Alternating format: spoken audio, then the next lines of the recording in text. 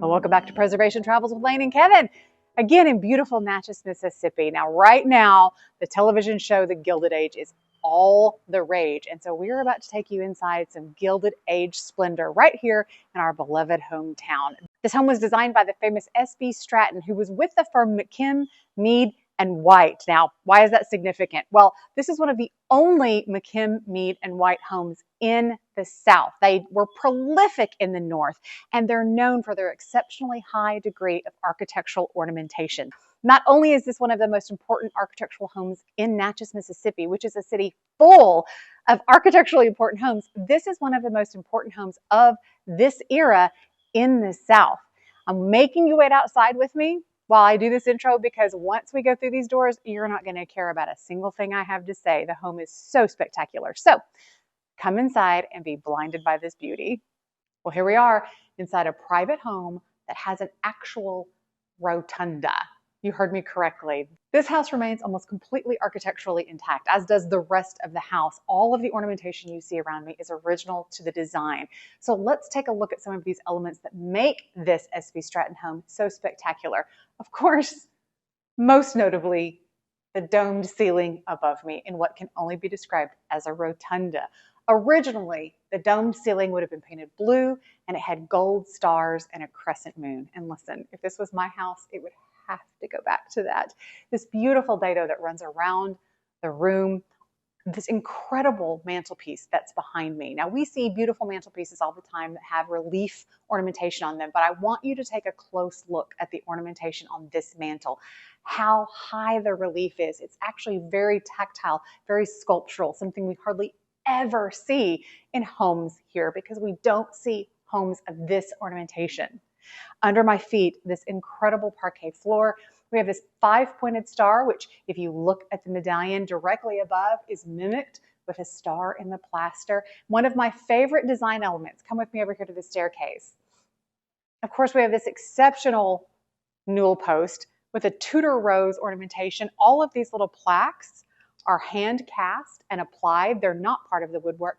But here we have a boule escalier. which is a French term. It means stair ball, basically.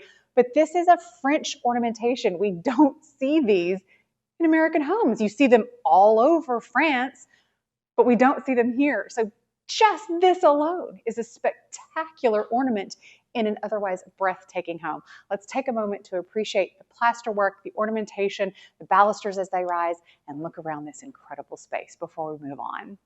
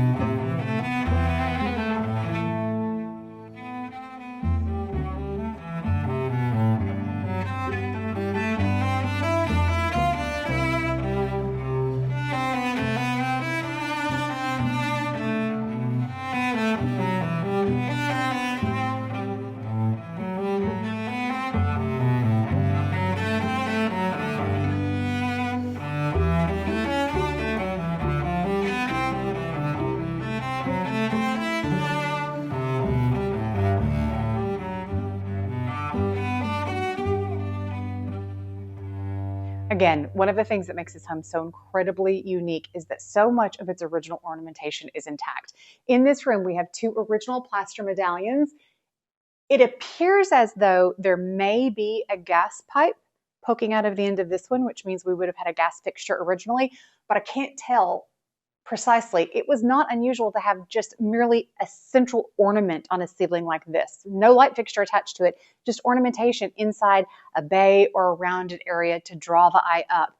Gorgeous original plaster, cornice work all the way around the room, and of course this crystal chandelier that's just breathtaking. Again, this is the formal receiving room, so you have another highly ornamented mantelpiece, and it's beautiful tile. In all of the rooms downstairs, we have these dual colored not encaustic tiles, glazed tiles in each of the fireplaces. They have a different color scheme in each room, and every one of the mantelpieces is different. Now, when we get into this Gilded Age era of architecture, we're drawing to the end of what we would consider the Victorian era. The ideas of symmetry that were in earlier periods of homes, neoclassical, Georgian federal period homes, symmetry goes out the window. We're throwing every architectural element at the wall that will stick. So again, in this room, you see a dado. You have plaster ornamentation on the ceiling, on the cornices. You have a single niche on this corner. So the eye is drawn in every direction. There's something rich and delicious to look at in every corner of this room.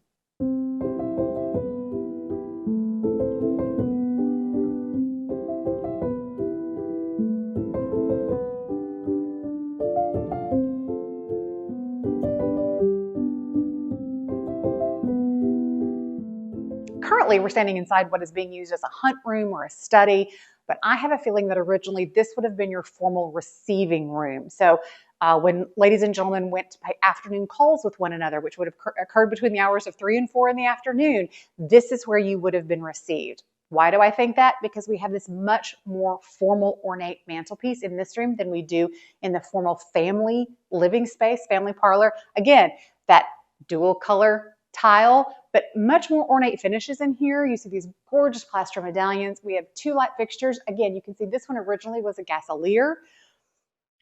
Finishes that, to me, look like finishes that are meant to be shown off. They're not meant to be hidden in a study. The plaster frieze in this room is absolutely spectacular.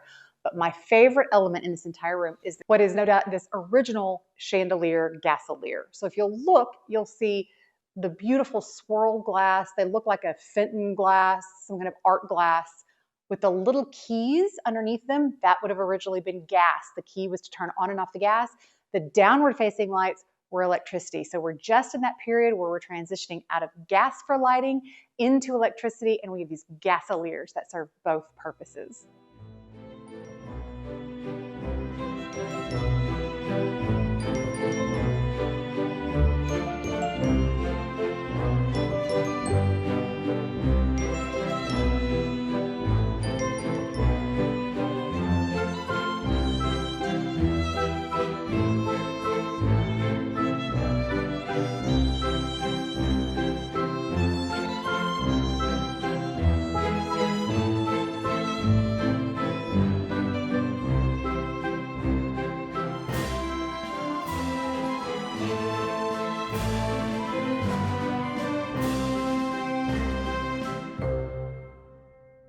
Yet again, in one of my favorite spaces in any of these houses, the dining room, this mantelpiece is absolutely spectacular. Again, remember, we're in a period and in an architecture firm where it is all about doing extremely high ornamentation and showing off all the ornamentation skills that we have. So we have another incredibly distinctive mantelpiece, departs entirely from everything else in the house, but a dual color tile pattern on this mantelpiece, but then above us, my heart almost stopped when I walked into this room.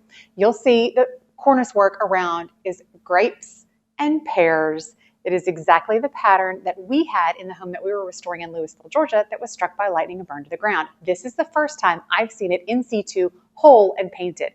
The paint on it is original. It is painted in its original color scheme with its original paint. Now, no doubt when it was originally done in 1888 or 1889, it would have been slightly brighter, more fresh. But how spectacular to have that original touch in this incredible space. Let's go through. We'll take a look at a butler's pantry, a bathroom, a family room, and the kitchen.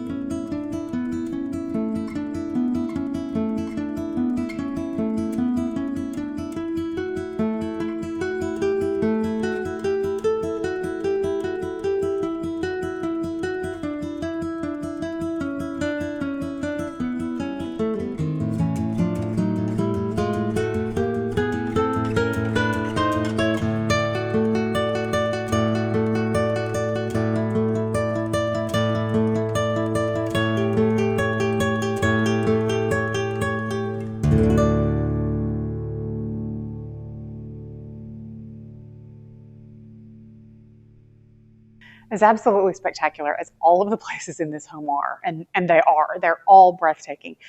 If this were my home, I think I would spend all of my time about halfway up that stair.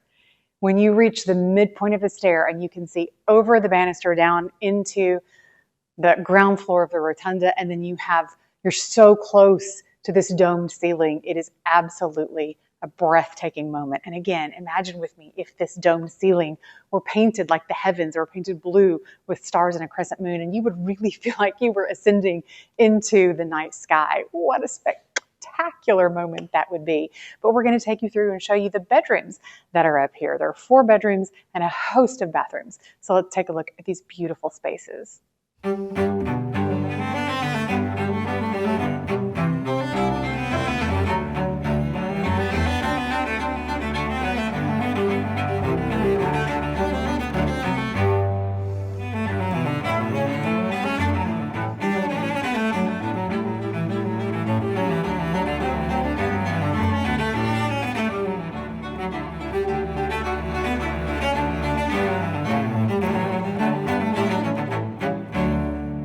Well, I wanted to bring you into this bedroom particularly to talk to you about the painted woodwork. Every time we do one of these videos, somebody's going to comment on, they ruined it by painting the woodwork. And I want to remind you that painted woodwork in this time period was really, really common. We see it in lots of photographic evidence of domestic dwellings, even on the bottom floors, even in the areas where guests were entertained.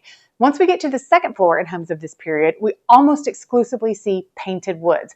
Why? Because the wood that was used was very inexpensive. It did not stain well at all. It was pine, and generally low quality pine does not accept stain evenly or well. So it would have always been painted. So all the woodwork up here that's painted would have started painted, needs to stay painted. I wanted to point out to you that all of the mantelpieces on the second floor are also different from one another, but we do carry the two-tone tile pattern from the first floor up into the private spaces of the second floor, just much more simplified for private space living. Now we're going to take you around the rest of the upstairs, the second floor. We're going to show you the rest of the bedrooms and bathrooms, and while we do, I'm going to share with you more of the history of this incredible home. Sidney V. Stratton was born in Natchez on August the 8th of 1845 and died in Natchez on June 17th of 1921. Stratton studied in Europe from 1865 until 1869 and began work shortly after his return as an architect in the office of Richard Morris Hunt in New York. According to Stratton family members, Stratton returned to Natchez in the early 1900s and died there in 1921. The John Dix House is the only building in Natchez known to document Stratton as a designer. Buildings that Stratton is known to have designed, at least partially during his association with McKim, Mead, and White, are the Brooklyn Riding and Driving Club in Brooklyn, New York, the residence for Mrs. Clemens S.B. Fish in New York, the residence for James K. Gracie in Oyster Bay, New York, and the Elliott Roosevelt House renovations, New York, New York. John Dix, the first owner of the house, was a prominent Natchez businessman in the insurance business. Due to the ill health of his wife, Dix put the house on the market in 1893 and finally sold the house in 1895. Photographs of the original interior of the house taken for marketing purposes and an inventory of the Dix household furnishings are in the possession of the present owner. The house had a succession of owners until it was purchased in 1920 by Luther Whittington, mayor of Natchez and later a state senator. We never talk about the decorative arts in these homes because generally speaking, the decorative arts will leave with the people when the home is sold. I don't know if the owner's going to sell any of their furniture, but if they were, this would be the piece I would want to buy. So it looks like a fairly common half teaster bed, which I don't know that fairly common is a word that we can even use to describe this gorgeous piece. But this piece was manufactured by Charles Lee out of Massachusetts, but it has a hidden element in it. Do you want to see? I know you do. One of the biggest problems here in the South in the summertime are the bugs. In times before air conditioning and even before the invention of window screening. So window screens were not invented until the very early 20th century. At nighttime, when you went to sleep, to get any kind of airflow, you had to open all of your windows. Well, what was that going to do? It was going to let in all the nighttime pests. So what do? How do you protect yourself? How do you keep yourself safe? You raise these poles, they would lock into place. There would be a mosquito net that would drape over this pole, drape up onto the canopy. Right here is a little knob. There would have been a cord on the net that would have attached, twisted onto that knob, and it would have done its very best to keep you safe from the nighttime creepies and crawlies that were coming in your windows. Here's a fun little thing I had to show you. Looks like a doorbell, doesn't it? It's not a doorbell. This room, if you look, as we toured through this room behind me, the one with the mosquito net bed, you saw that there was an attached smaller room.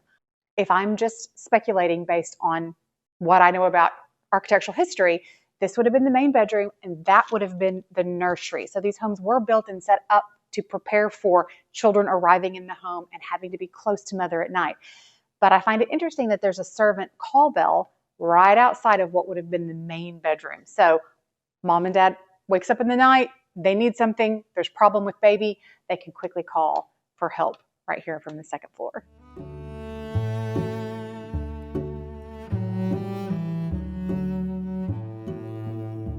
Thank you for joining us on Preservation Travels with Lane and Kevin here in Natchez, Mississippi at our Restoration Nation. We promise to try not to make you wait so long in between home tour videos again.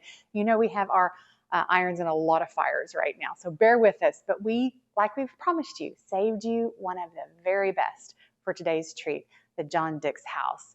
Now this house is for sale. Again, remember, we're not real estate agents. We don't list the home. We don't represent the home. We're not even really advertising the home. It just gives us an opportunity to get you inside a space you'd never see before. But if you're looking to buy a home and you want to join us here in Natchez, Mississippi, make sure you click the Zillow link in the description below. And we'll see you next time on Preservation Travels with Lane and Kevin here at our Restoration Nation.